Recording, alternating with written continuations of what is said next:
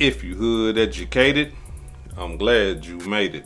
Allow me to unfold my knowledge, wisdom, and understanding from a hood brother's point of view to all of you here, there, and everywhere. Now check me out. We begin with Operation Sweet Silence, a 5-year effort to dismantle what authorities call a decade-long criminal enterprise in Columbus. The massive multi-agency operation has resulted in 30 convictions and what law enforcement calls the end of a reign of terror in the Fountain City. Newsletter 9's Amaya Graham joins us now live from the Muskogee County Sheriff's Office, where officials held a news conference today. So Amaya, what did you learn about the alleged gang members, the weapons, and more connected to this criminal empire? Well, Jason, local and federal authorities say a massive operation has dismantled an entire criminal organization here in Columbus. That's Operation Sweet Silence, resulting in the arrest of many responsible for violent crime across the Chattahoochee Valley. These folks knocked a whole empire down today. Those are not my words. Those are the words of one of the defendants in this operation. Operation Sweet Silence, that is. Local and federal authorities say a massive joint operation has ended what they call a decade-long reign of terror by the Zohannan criminal organization.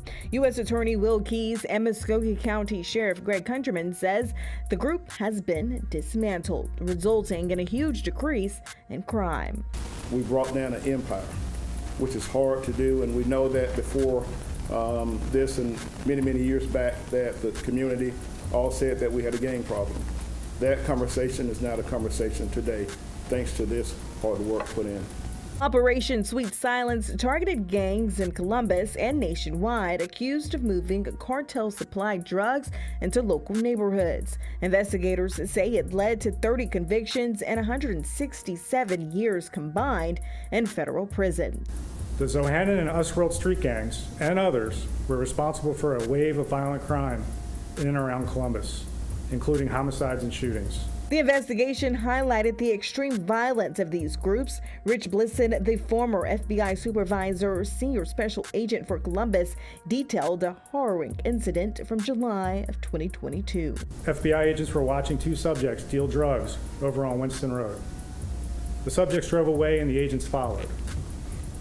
The vehicle stopped in the middle of Sheridan Road. Known Usworld gang members Joshua Brown and Jarvis Smith stepped out of the car and fired multiple shots at the agent's car. The vehicle was heavily damaged, but the agent was not injured. Both Brown and Smith were among those convicted and are currently serving prison sentences without the possibility of parole. $20 million worth of drugs were removed from the streets of Columbus throughout this 5-year multi-agency operation, along with Weapons seized off the streets of Columbus, 119 firearms, machine guns, rifles, shotguns, large capacity magazines, and stolen weapons no longer in the hands of these offenders. Now, the FBI estimates violent crime fell about 3% in 2023 and another 4.5% in 2024. Murders dropped 11.6% in 2023 and nearly 15% in 2024. Here at home this year, that downward trend continues with the homicide rate at 4 as of today.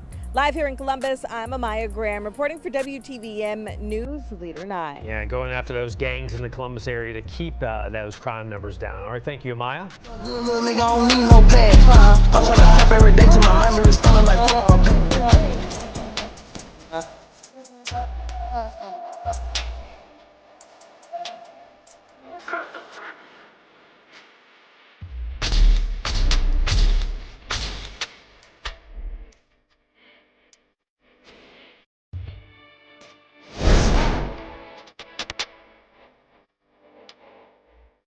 Peewee Longway's demonstration to be a message to all you brothers who call yourselves in that street life, in that dope game, selling all that dope. Allow this right here to be a lesson for you. And the reason why I say that is because look, all that hard work that he did selling all those drugs, right? Taking all those penitentiary chances, shootouts, people getting killed. He's shooting at people, people shooting at him. Just everything that come with that street life. Getting robbed, getting stuck up, getting home invaded. Everything that come with that street life ends in the penitentiary or to the grave. Now look, I know a lot of people are saying, well, hey, hood educated. How did he get caught? Like, he's a rapper. What is he doing selling drugs? Look, allow me to tell y'all something. A lot of these rappers is not rich. But not only that though, a lot of these rappers are real street guys, pretending to be rappers because they are a part of big old drug empires like Peewee Longway was. Now look at him though. You see how things change? You know, he was just at the height, selling all those drugs, making music, laughing, giggling, kicking it. You see? And now you got the federal government done took everything from him. All the money that he accumulated, the feds got it. Any property that he owned, the feds got it. Any vehicles that he owned, the feds got it. The guns, the illegal guns the feds got it. You see? So it's almost like when you live in that life and you in those streets that you just doing it for nothing. The time that you're going to have with all the money, the jewelry, the guns, and the beautiful women, smoking on that good old mountain lion kush, sipping on the finest and all that, driving the coldest cars in the hood, all that is just a temporary time and a short time. But when they send you to that penitentiary, yeah, it's gonna be for a long time. It's not finna be for that little short couple of 3-4 years that you had your little run on. No, you going to the penitentiary, double that, sometimes even triple or quadruple that. You see? So ask yourself, is it really worth it? Because when you think about it, all the time that he was selling drugs, he could have been doing something constructive with his time. He wouldn't have had to worry about the feds. He'll be out here still living, taking care of business. You see what I'm saying? So you gotta look at it that way. You gotta weigh it out. Okay, I'm gonna run the streets for a little while, I bet. But I know the feds on me. If the feds ain't on me, the state police on me. If the state police ain't on me, the DEA on me. If the DEA ain't on me, the ATF on me. If the ATF ain't on me, I gotta worry about the Jack boys. They own me. Then I got to worry about the plug. They own me. You see, it's just too much stress that comes with that lifestyle. Too much. And then for it to end like this, with you going to the penitentiary or with you dying, it's not worth it. I know it look good, y'all. I mean, I know you see the boys and the drug boys, they got the jewelry on, they got the best women and all that old type of stuff, but all that is temporary. Now, if you had a legit job, you had a legit hustle and you was an entrepreneur, then hey man, you can have all that stuff and you ain't got to worry about the feds, as long as you ain't doing nothing wrong. But as long as you in them streets doing anything illegal, you can bet that you gonna see the penitentiary. You can bet that you might end up seeing the grave, because that's just a part of that whole program. That's regular programming. That's the protocol to that type of lifestyle. Like, look, I had a homeboy, right? Or I have a homeboy. He's in the feds right now. They done gave that boy 20 years for some drugs. He ain't shoot nobody. He ain't kill nobody. He ain't beat nobody damn near to death or nothing. 20 years for some drugs. And the cold-blooded part about my homeboy situation is this right here. When he got knocked, they knocked him with $300,000 cash. How much of that do you think he got right now today? Nothing. Was he able to leave that to his children? No. Was he able to leave that to his baby mama? No. Was he able to leave any of that money to anybody in his family? No. The feds took that. So it's almost like you hustling for the government. They gonna sit there and let you accumulate all that money, all the nice cars and the jewelry and stuff like that. And then when, hey, look, let us get that. A real strong armed robbery. Like, man, get here. And you can't even do nothing about it. if you out here and you legit and somebody takes something from you, at least you can call the police and say, hey man, hey, I just got robbed. Or you can call somebody that you know and say, hey man, look, you need to go holler at your nephew, man. Your nephew just stole my car, bro. Tell him to give my car back. We ain't gonna have no problem. But when you drug dealing, you can't do that. You can't be like, man, y'all took $300,000 from me. They like, yeah, we did. But you got all that money from selling drugs. You see? So that's our money. The cars and all that belong to us. Y'all seen what they did to Peewee Longway. They selling his jewelry. You see, all the jewelry, and if they can take that jewelry out of his mouth, they'll sell that too. You see what I'm saying? So yeah, it's not worth it. You're not hustling for yourself. You hustling for the government. Because when it's time to go to jail, they coming to get that. All of it, every single last iota. You ain't gonna have nothing. And then when you get knocked and you sitting in that penitentiary like Peewee Longway, don't nobody want to touch you. That's a part of the program. You hot now. All your drug dealing friends that you was kicking it with and stuff like that, they don't want to holler at you. Don't call my phone, bro. Don't call my phone. Don't say my name. I know they sweating you, but don't say my name. Don't call my phone. Once you get convicted and go to prison, then I might reach for you. You see, because now you convicted. Now I can, sneak a little something into you. Have somebody that I know send something to you. But while you going through those trials and tribulations, they turning their back on you. You alone. And then you sitting in the county jail, you frustrated, you mad. Man, come on, I ain't finna tell on nobody. I ain't finna do nothing, man. Come on, hey man, look out for me. Nah, we can't give you no lawyer money or nothing. You see, look, I know one brother, right, who got knocked. Sitting in the federal penitentiary right now today. Look how cold-blooded the game is.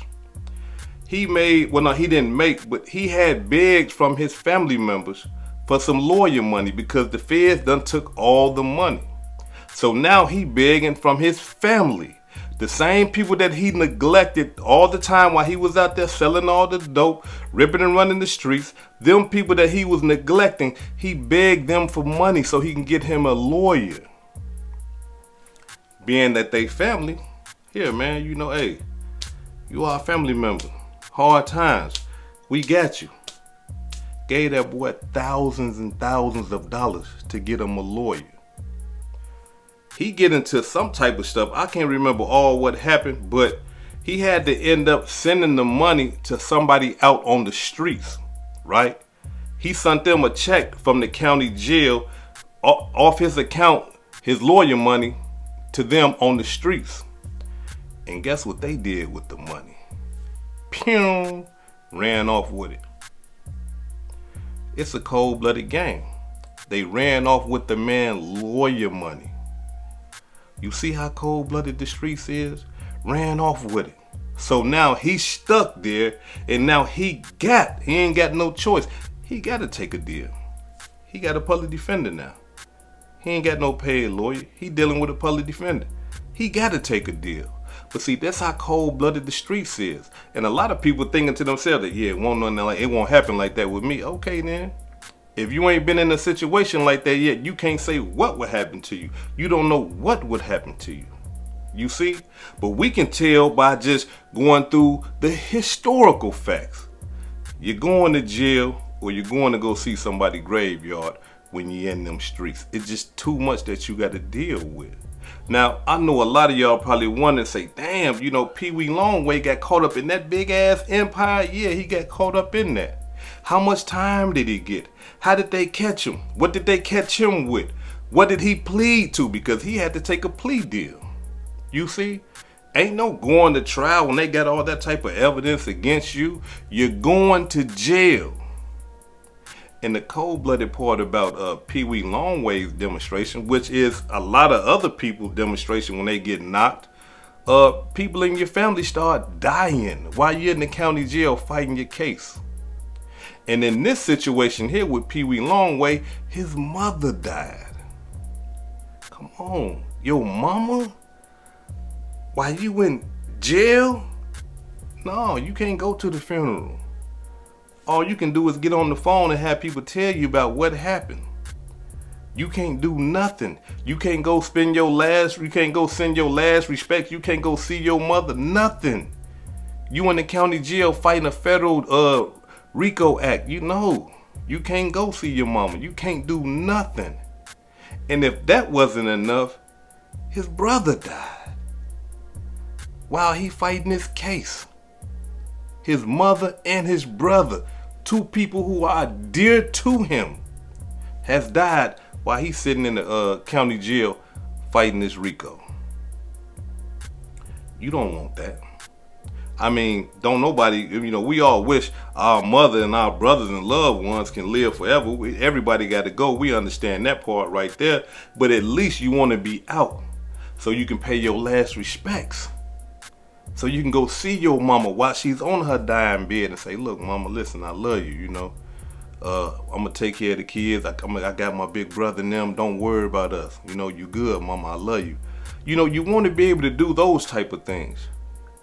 Can't do that. They're not finna let you out that county jail to go pay your respects. They ain't going for that right there. You are a criminal. You see? Nah, they ain't going. So you don't want to be in no situation like that. That's the worst thing. When you sitting in the jail, the federal penitentiary or the state penitentiary or the county jail, people dying and there's nothing you can do about it. There's no way that you can go around your family and hug your family members and cry and let it out because you in jail. That's a sign of weakness.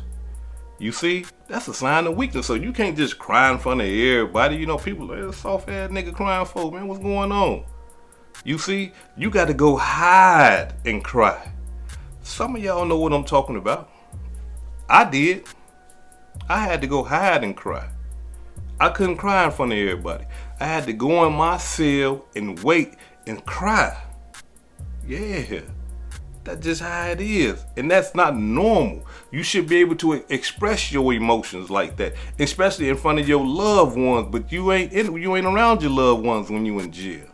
You surrounded by lions, tigers, and bears. And when they smell food, they gonna eat. They hungry. So you gotta do that type of stuff. You gotta be discreet. And hope don't nobody hear you snuffling. Man, that over you? Hey, Hood, you over there crying? No, brother, I just got some, man, my sinus is messing with me, brother. I'm good, though. Don't worry about it. You see? You got to be discreet. You got to hide to show a pure emotion. You see what I'm saying? And some people don't even cry. Some people just, and go beat somebody down to take out their anger of what they feeling on somebody that ain't even got nothing to do with it. You see? This is what the penitentiary do to you. But now let's get into this demonstration. Let's find out why this brother even get locked up. Like, how did they even catch him? Peewee Longway thought he was slick, y'all. Just like every other drug dealer, every other street guy, they really do think that they are slick. Not understanding that, listen, man, you going up against the United States of America. You see, and if not the United States of America, you going up against a whole state with unlimited money. You see what I'm saying? So this brother right here, he thought he was real slick. He was running his operation out of the studio. Yeah, that look, hey man, we just going to go make some music. That's why we in and out the studio like that, man. I'm a rapper, we going to go make some music. And he thought to himself that, hey, being that he's rapping, that would be his cover for his little operation. You see? But no, the feds was hip. They knew what time it was. That's why they raided his studio. And when they raided his studio, they found 3,000 fentanyl pills in the studio. Not only that, they linked him directly to drug deals, going in and out of that studio, dealing in methamphetamines. You see what I'm saying? Like, yeah, no, you ain't slick. We on to you. We know what time it is. Not only that, though, when they raided his cribs, they found him with guns. He's a convicted felon. He ain't supposed to be around no guns, no bullets, nothing. But when they raided his cribs, yeah, they found them guns in there. And see, that's another thing about that street life. When you in it, you gotta be in it. You gotta put yourself, you gotta take penitentiary risks when you in that street life. Because if you are a felon and you selling drugs, you gotta have a gun. You cannot sell drugs without having a gun or guns. You gotta have it. Because if you don't, you know them boys, them jack boys, they coming to take everything from you. Everything from you. You see what I'm saying? So yeah, he got caught with them guns at the cribs, got caught with the drugs, or he didn't get caught. I mean, you know, he wasn't there, but when they did those raids and stuff like that, this is his studio, this is his crib, yeah, everything is on you. Everything is on you, Pee-wee. You can't get away from that. And so that's the evidence that they had against him. But how they caught him is that they had them wiretaps. Yeah, he all on the phone talking to the Mexican plug about this, that, and the other. You know, and in one situation, I guess they shorted him. I guess he was supposed to get like 20 bricks from them, and then they only gave him like 15 or something. So he on the phone, mad, talking to them. They, hold on, just calm down. We got you, bro. Don't worry about it. You know, nah, man, you know, I did been doing good business with y'all for some time now, man. We don't get down like this. And they said, yeah, you know, it was a mistake. Don't worry about it. And so when he met up with the plug this time, instead of giving him 5 more bricks, they gave him 10 more. Hey, man, here you go, man. You know, it was our mistake, bro. You know what I'm saying? Go out there and work. You're a worker bee. Go work for us. You know, bring the bulk of the money to us, and then you keep that little small percentage. You see what I'm saying? That's the life of a street guy. That's the life of a drug dealer. Now look, 101 people locked up behind this whole operation. 101, that's a lot of people. 101, including Peewee Longway. Listen, the streets don't come with a retirement plan. Ain't no 401ks or nothing like that, you know. So that's just for those of you who even survive without going to the penitentiary. There's no, you know, 401k, there's no retirement plan that you can have, like say if you owned a business or you worked for somebody or something like that. You know, there's some type of benefits to that, you know what I'm saying, when you done put in so much work, right? But when you put in all that work in the streets, ain't no retirement plan. You see? Now this brother right here done took a deal for 10 years. He had to take a deal for 10 years. The prosecution was trying to give him 14. But the judge gave him 10 years and had sympathy for him because he said, you know what, I'm 41 years old. I'm tired of it. My mama done died. My brother done died. I don't want to rap no more. I just want to change my life. I'm tired. And so you got to think about that. 10 years of his life. He's 41 years old.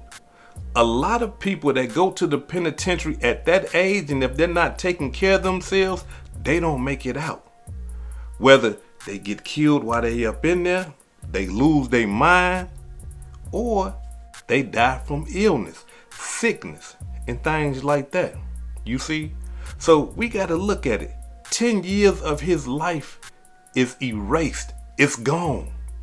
It's over with. If he do survive and come home, 10 years is done. A whole decade sitting in a cell, a concrete block for 10 years. A lot of y'all can't even do 2 days in the jail. Look, I ain't gonna lie, I hate the jail. Y'all know how it be. For those of you who have been to the jail before, you get up in there, they giving you this cold food, this bad food, people running around stinking, farting, drug addicts, alcoholics, and all this old type of stuff around you. Then you gotta fight and all that. It's not a comfortable place to be, because your whole house now is in a concrete block, and you gotta sit in there, lay in there, pee in there, shit in there, wash your face in there, brush your teeth in there. You see what I'm saying? So you don't want to live like that. I mean, if you smart, you wouldn't want to live like that. There is no amount of money that is more valuable than your freedom. None. I don't care how much money it is. There's no money more valuable than your freedom, your time. Because you got to understand something. You can get money. You can lose money and get it back. You can lose clothes, cars, women. You can get all that back. But your time, no. Once your time is gone, you can't get that back. You can't rewind the clock.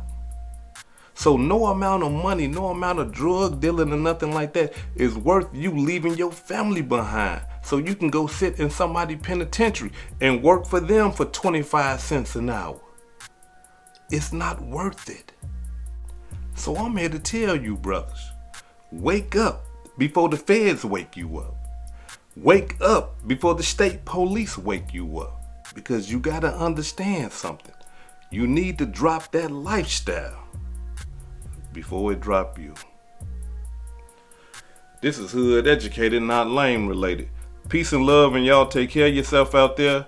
If I said anything that caused you to think, hit that like button and subscribe to the channel if you're not subscribed already. And if you're feeling generous, please make a small donation to the channel. Peace and love.